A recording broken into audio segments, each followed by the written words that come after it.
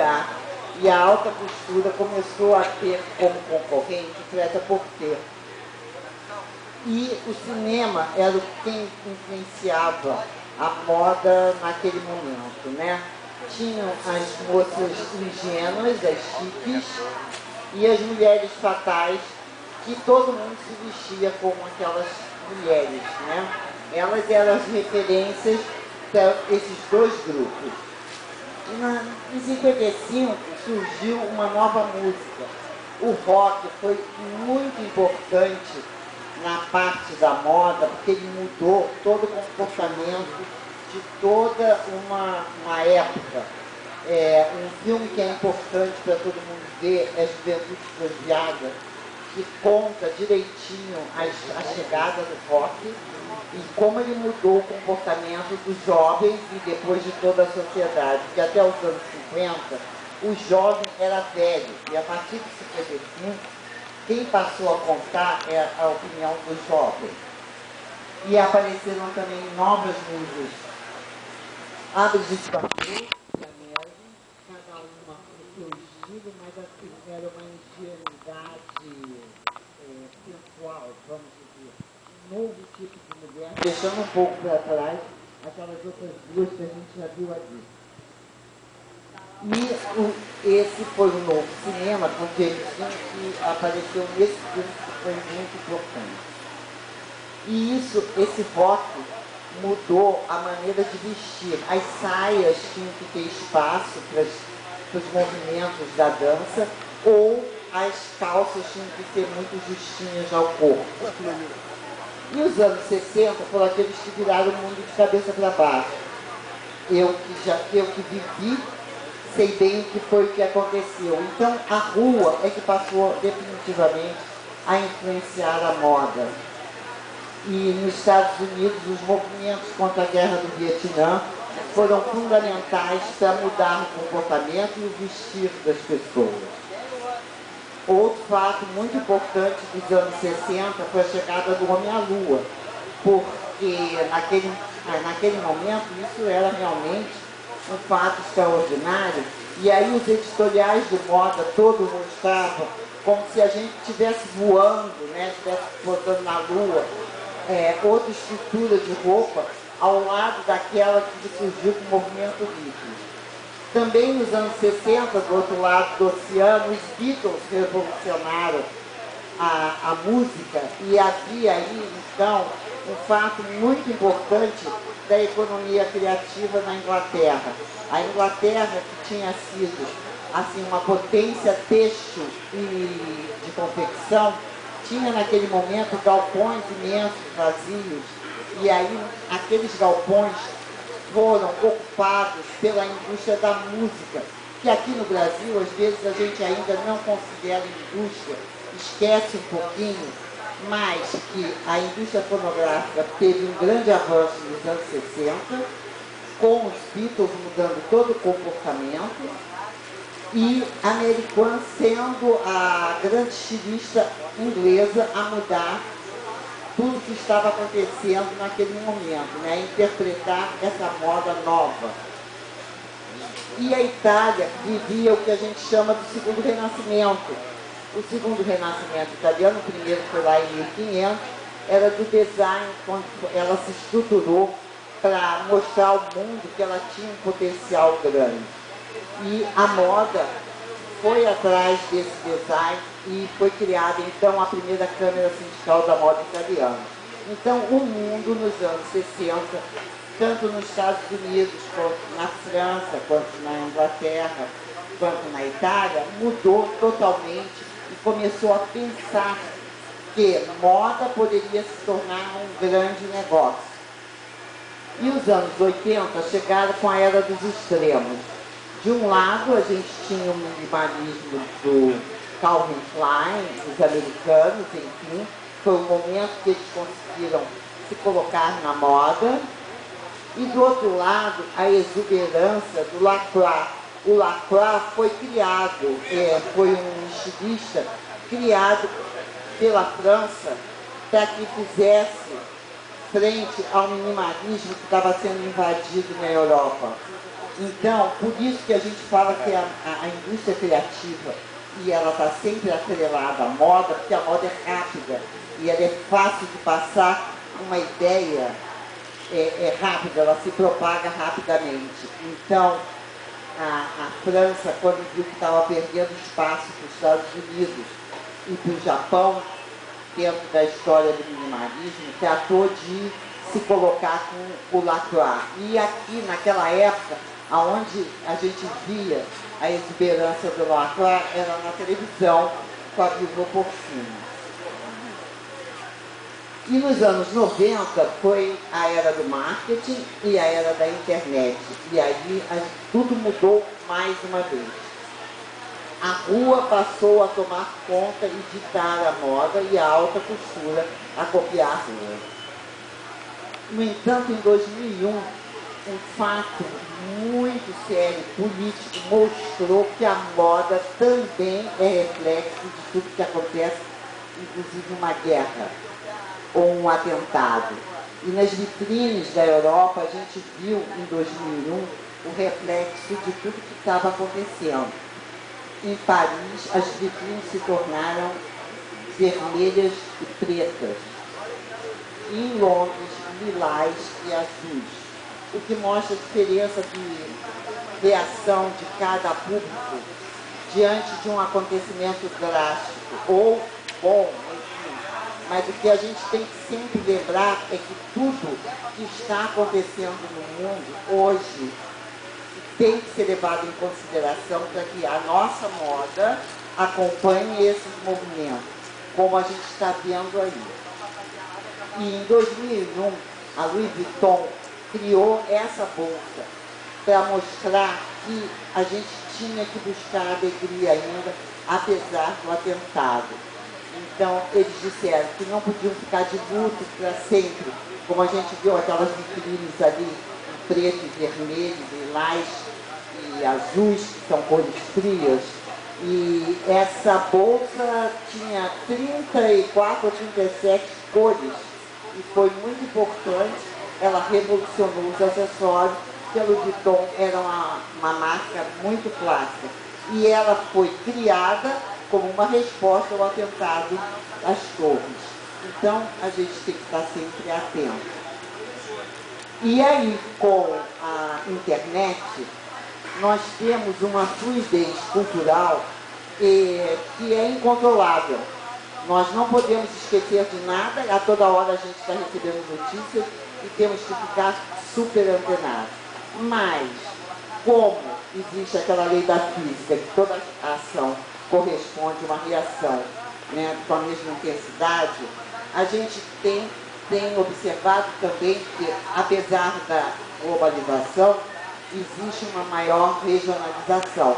Aquela foto ali foi tirada por uma pessoa da equipe do Caderno, que foi ao Japão e viu assim a festa da primavera que estava acontecendo, em que as pessoas saem à rua vestidas com trajes tradicionais. E outro fenômeno que a gente está observando no Japão, que as estilistas que antes faziam aqueles modelitos Barbie, elas estão resgatando os modelos das geishas e fazendo uma releitura das geishas para colocarem hoje no mercado. Então, nós aqui, brasileiros, temos que entender que o Brasil é lindo, Niterói é maravilhoso, a casa está linda e que o nosso produto é muito importante, que a gente tem que levar em consideração as nossas raízes, assim como a Espanha usou as Olimpíadas de 92 para colocar no mercado e mostrar ao mundo que fazia uma moda maneira. E essas imagens aqui são feitas em Madrid. Aquilo ali é um bar, um café, todo decorado com aquele pente das espanholas, uma parede lindíssima, lindíssima. Essa outra foto aqui foi na entrada de um metrô, que uma pessoa da nossa equipe também tirou, a senhora descendo vestida de espanhola, na boa, no meio da rua, E ali uma vitrine do Corte Inglês que mostra vários produtos típicos da Espanha ao lado de uma foto que é uma releitura de um quadro de Velázquez, chamado As Meninas. Então, não podemos jogar fora o nosso passado. Temos sempre que buscar na nossa história algo que possa desenvolver produtos diferenciados, que existe a globalização, sim, principalmente na área tecnológica, tecidos, produção, mas que as raízes são nossas. E aí a Espanha botou para o mundo ver várias marcas que ninguém sabia que existiam, e hoje são fundamentais dentro do mundo da moda. A Alemanha também, em 2006, quando fez os Jogos Olímpicos e a Copa do Mundo, e ela, então, a BBB, que é a maior feira de moda pronta, jovem, jeans, foi feita na mesma época, e a gente vê ali que as jovens que serviam na área de alimentação estavam vestidas com trajes típicos. Então a gente não pode nunca esquecer as nossas raízes daqui, porque a Alemanha agora, hoje, Berlim já se coloca como a grande capital da moda. E veja bem, a Alemanha até 89 era um país partido. Berlim era uma cidade partida, muito depressiva. E hoje a gente vai a Berlim, o Aldeir, né, Aldeir? Nós curtimos uma Berlim maravilhosa, né? Toda a equipe que foi viajar e conhecer a BBB. Então, quem puder, vá a Berlim e veja o que é a força de um povo. E agora, Londres.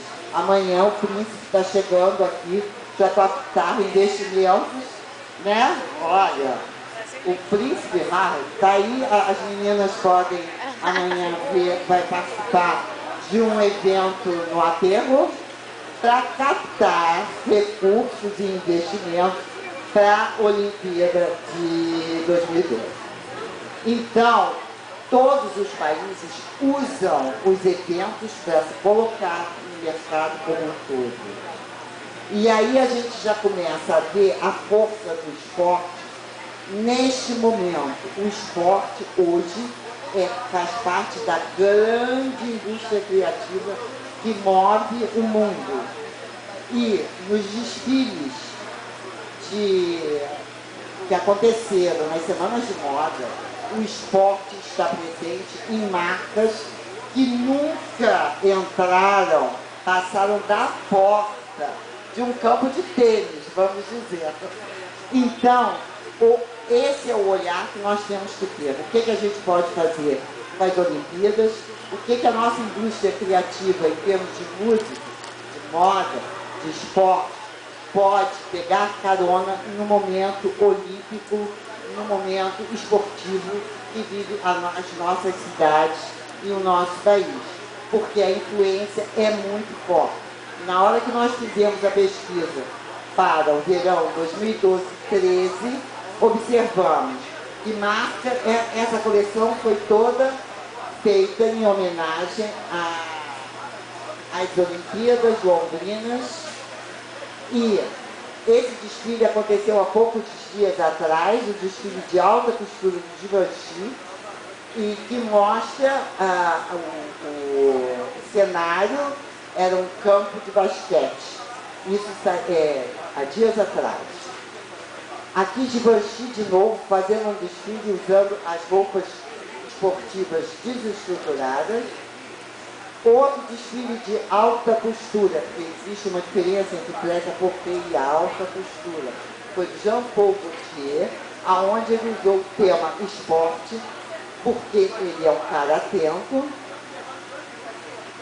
E Seimiak, que sempre passou com certeza ao largo dos estádios, também fez uma coleção de verão, como se fôssemos todos para a academia de ginástica. E isso se estendeu para várias outras marcas. Isso não é roupa de ginástica, tá?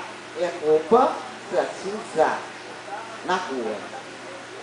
Essa marca fez uma coleção toda dedicada às corridas de automóvel, usando a Mônaco como pano de fundo.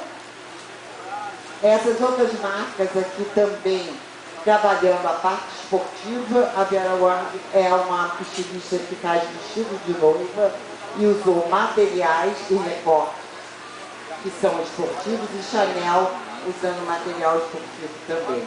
Outra marca que trabalhou, que não é habituê dos esportivos, mas também trabalhou os esportes, e assim por diante. Várias marcas trabalhando em materiais, inclusive a tela. A Stella McCartney fez toda uma coleção de tela, e Viktor Rolf também.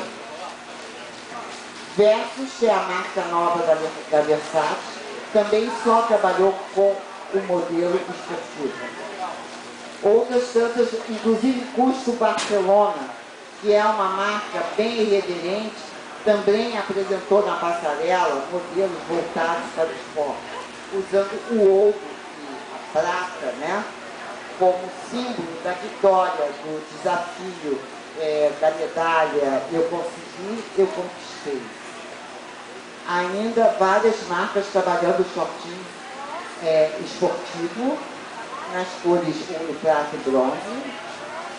As calças de ginástica, enfim, os coletões, foram substituídos pelas sedas e com acabamento de roupa esportiva.